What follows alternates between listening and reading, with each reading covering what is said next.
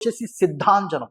అంటే ఏదైనా ఒక మంత్రమును గాని, తంత్రమును గాని వీటిని సిద్ధి చేసుకోవాలంటే ఈ యంత్రాన్ని మనం పక్కన, అంటే ఈ అంజనాన్ని మనం సిద్ధాంజనాన్ని పక్కన పెట్టుకొని చేయడం ద్వారా మన సరౌండింగ్లో క్రిమి కీటకాలు కావచ్చు, జంతువులు అప్పుడు తపస్సు చేసేటప్పుడు మీరు చూడండి, రాత్రింబౌలు అంటే తపస్సు ఇంకా లోకాన్ని మర్చిపోయి చేసేవాళ్ళు. అంటే అడవిలో చేసేవాళ్ళు, గృహాలలో చేసేవాళ్ళు, పక్షులు కావచ్చు, మృగాలు కావచ్చు, అవన్నీ వస్తుంటాయి కదా.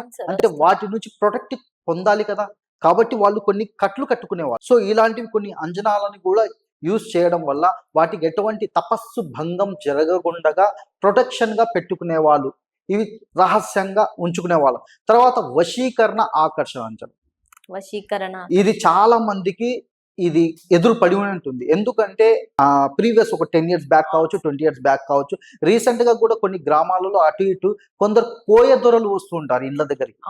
మీకు అది జరుగుతుంది, ఇది జరుగుతుంది అని చెప్పి తర్వాత మీకు ఒక చిన్న పూజ చేసుకుంటే బాగైపోతుంది, సో కాబట్టి మీరు ఒక చిన్న పూజ చేయండి, లేకపోతే ఈ విగ్రహాన్ని పెట్టుకోండి అని ఇంట్లోకి ఎంటర్ అయిపోయి మీకు ఒక బొట్టు రూపంలో ఒక బొట్టుని పెట్టేస్తారు.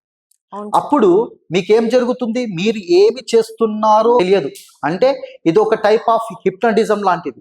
సైన్స్ రూపంలో చెప్పుకుంటే హిప్నటిజం అంటే వాళ్ళు ఏమి చెప్తే మీరు అదే చేస్తారు. అంటే మీరు వెళ్ళి తక్షణమే మీ దగ్గర ఉన్న డబ్బుని, సొమ్ముని తీసుకొచ్చి నా హ్యాండ్ ఓవర్ చేయండి అంటే ఇమీడియట్ గా వెళ్ళిపోయి మీ దగ్గర ఉన్న డబ్బు, నగలు ఏముంటే అవి తీసుకొచ్చి వాళ్ళు హ్యాండ్ ఓవర్ చేస్తారు.